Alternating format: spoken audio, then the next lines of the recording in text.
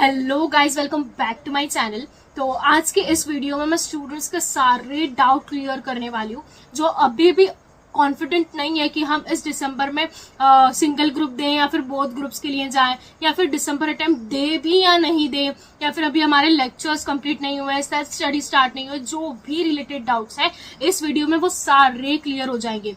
So and तक जरूर बने रहिएगा। सबसे पहले अगर मैं सबसे मेन एस्पेक्ट के बारे में बात करूं कि मंथ रिमेनिंग कितने हैं एक्चुअली, तो गाइज अगर मैं बता दूं सितंबर का फर्स्ट वीक तो निकल चुका है, and September, half of the September, October and November, बस 3 मंथ्स रिमेनिंग है।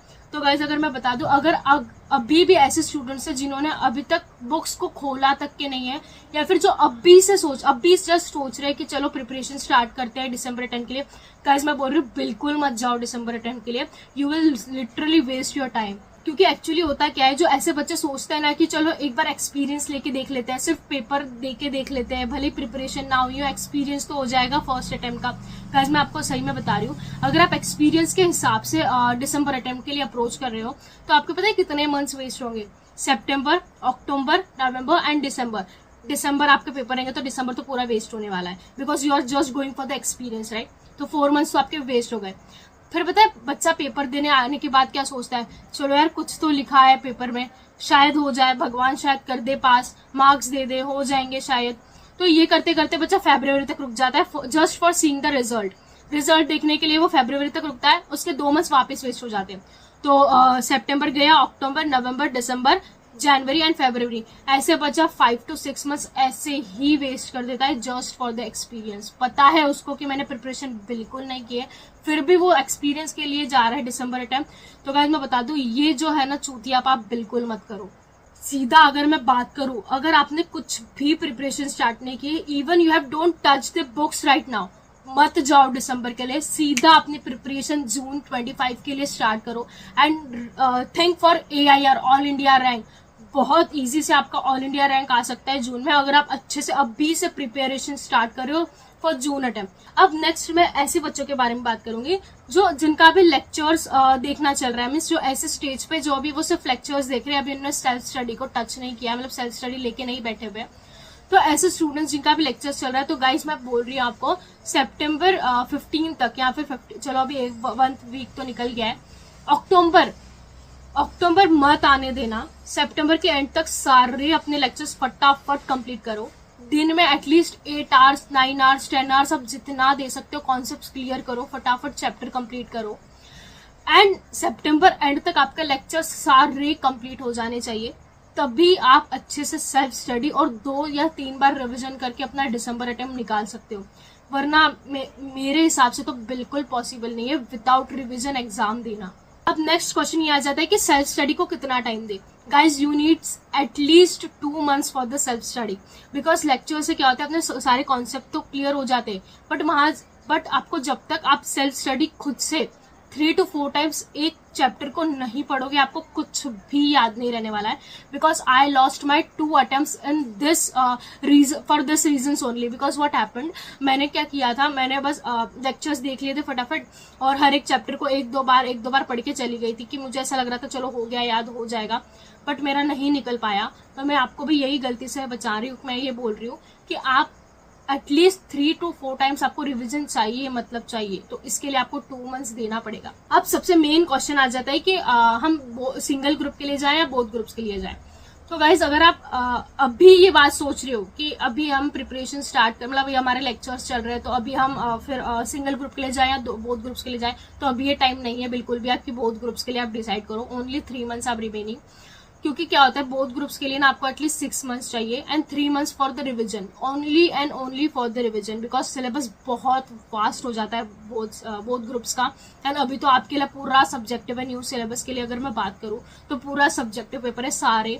तो गाइज मैं बिल्कुल आपसे ये बोलूंगी नहीं कि आप बोथ ग्रुप्स के लिए अभी कॉन्फिडेंटली कर लो, हो जाओगे, ऐसा कुछ भी दिलासा नहीं दूंगी, बिकॉज मैं सीधा आपको मना कर रही हूँ, मत जाओ दिसंबर के लिए बोथ ग्रुप्स के लिए, तो बिल्कुल मत जाओ।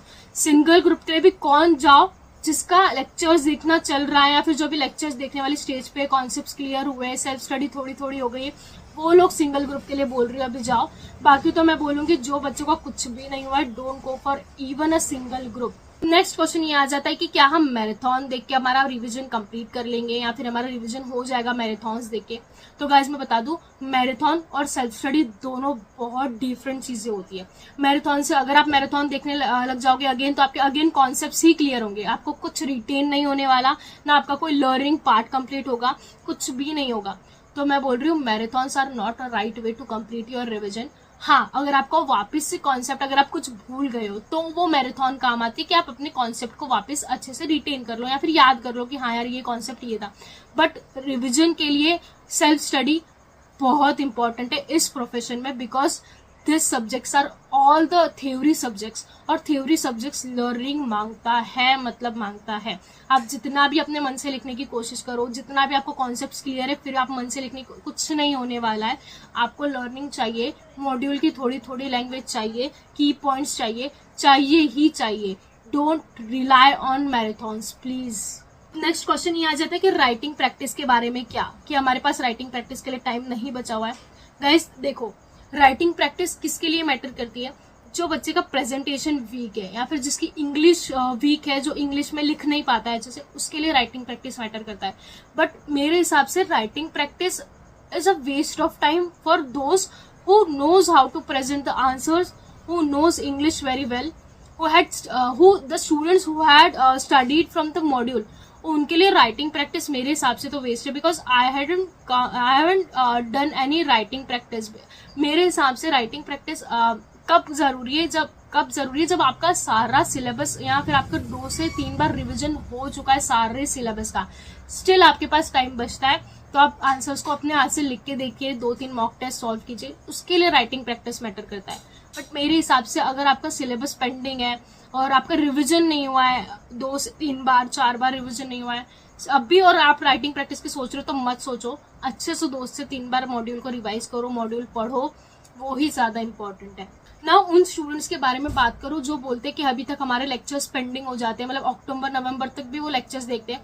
तो गाइज डोंट पूरा रिलाई ऑन द लेक्चर्स, क्योंकि अगर आप थोड़ा लेक्चर्स भी देखो और थोड़ा सेल्फ स्टडी भी करना स्टार्ट कर दो, मैं तो बोलती हूँ अभी से ही स्टार्ट कर दो। मतलब जैसे आप किसी चैप्टर का लेक्चर कंप्लीट कर रहे हो, किसी जैसे GIGL का फर्स्ट चैप्टर या फिर कोई भी चैप्टर ले लो, अगर आप उसका लेक्चर कंप्लीट कर लिए हो, तो फिर वो चैप्टर को खुद से लेके बैठो, खुद से रिवाइजिंग करना, खुद से लर्निंग करना स्टार्ट कर दो, बिकॉज एंड में आपका ही बर्डन बहुत कम हो जाएगा। तो आई होप आपको ये वीडियो बहुत हेल्पफुल रही होगी। स्टिल अगर आपके कोई भी डाउट है रिगार्डिंग एनीथिंग, जस्ट कमेंट में बिलो, या फिर अगर आपको मुझसे पर्सनल बात करनी है तो आप मेरे टेलीग्राम ग्रुप को भी ज्वाइन कर सकते हैं, जिसके लिंक मैं डिस्क्रिप्शन में डाल दूंगी। So thank you so much for watching. Like, share, comment and subscribe to my channel, so that मैं आपको आगे के स्ट्रेटेजीज, आगे के सारे डाउट्स आपके ऐसे ही क्लियर करती रहूं। So thank you so much and see you in the next video.